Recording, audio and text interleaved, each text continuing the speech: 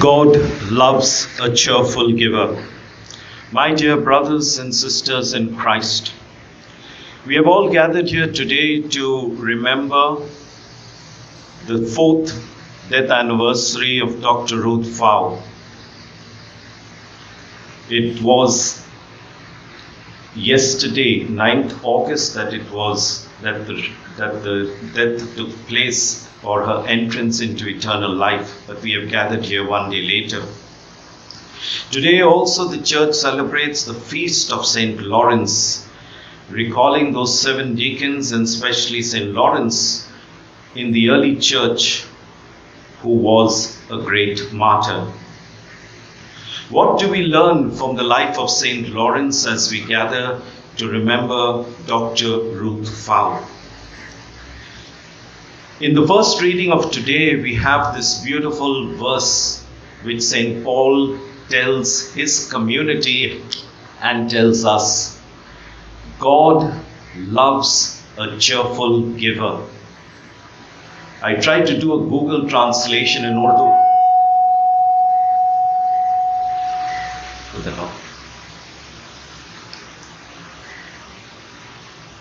I tried to do a Google translation in Urdu, and it says something like this: खुदा उन लोगों से प्यार करता है जो दूसरों को खुशियां देते हैं.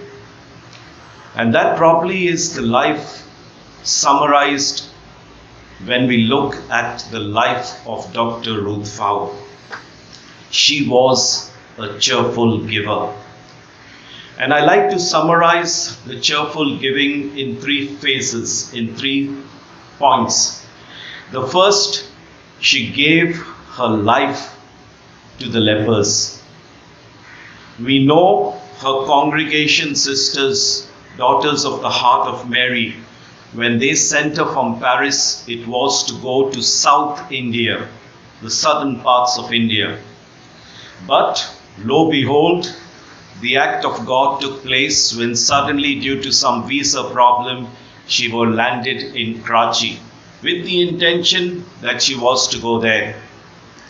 But when she went down to the leper colony of McLeod Road, it seemed that the experience there changed her totally.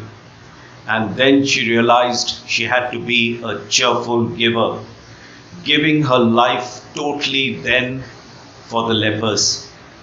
A community of people that were discarded, a community of people that were rejected. And she felt her life called towards helping them.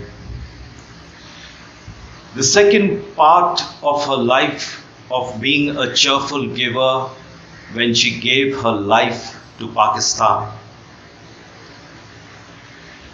In 1988, the government, recognizing her wonderful service to the country of Pakistan, gave her honorary citizenship.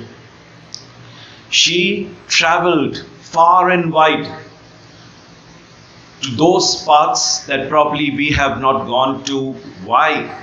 Not for tourism, but to release, to take care of those that had been chained, that had been locked up in houses, so that she could give life to them. She dedicated her life to the lost and discarded human beings of Pakistan. She was a cheerful giver to the people in Pakistan. And finally, she was a cheerful giver of her life to God.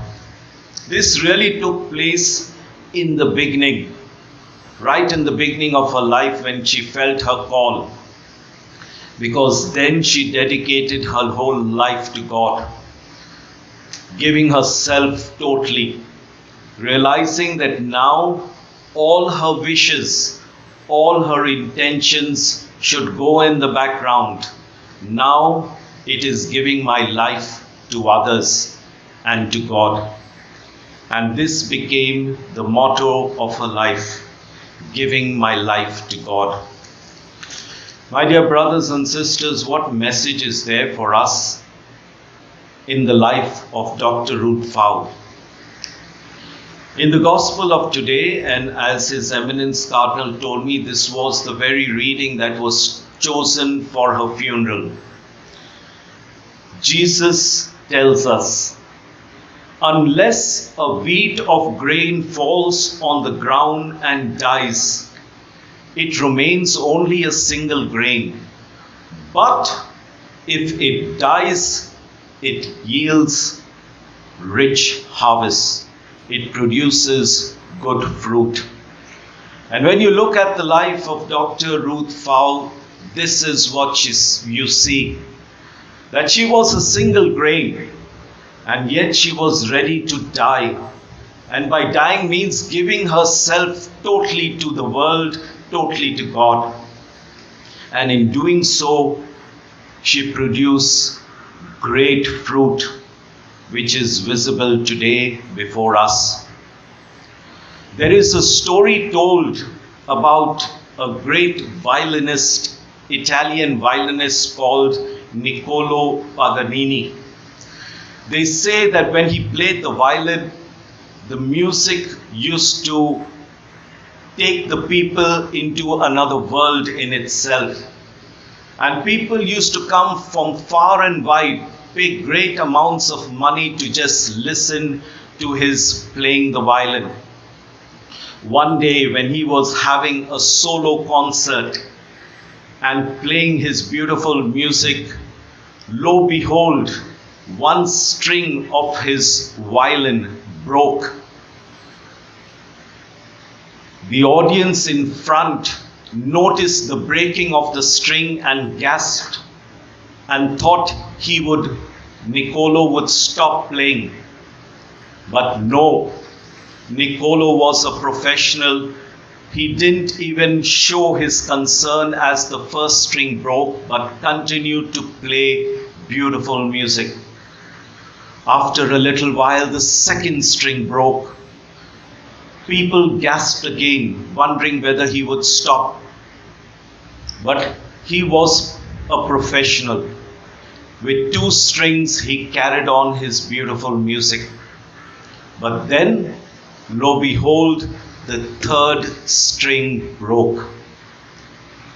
There was total silence in the whole audience, and people could see a moment of hesitation in the eyes of Niccolo.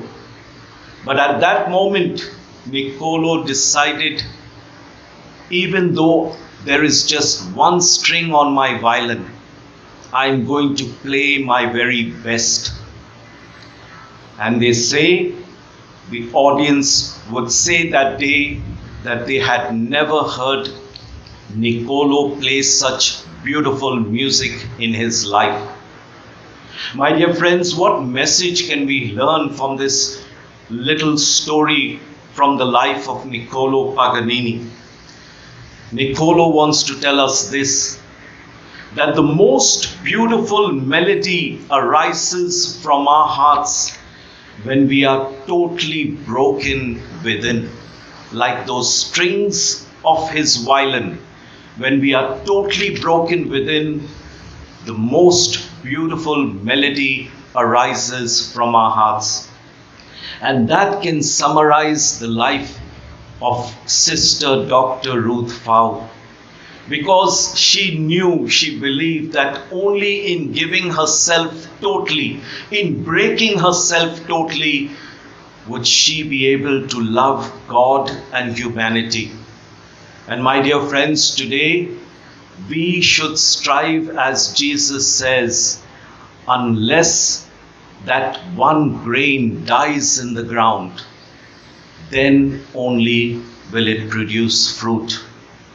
The fruit produced by Dr. Ruth Pfau is visible to us today. Let us also take an example from Dr. Ruth to give ourselves totally, to be that grain that falls on the ground and dies. Amen.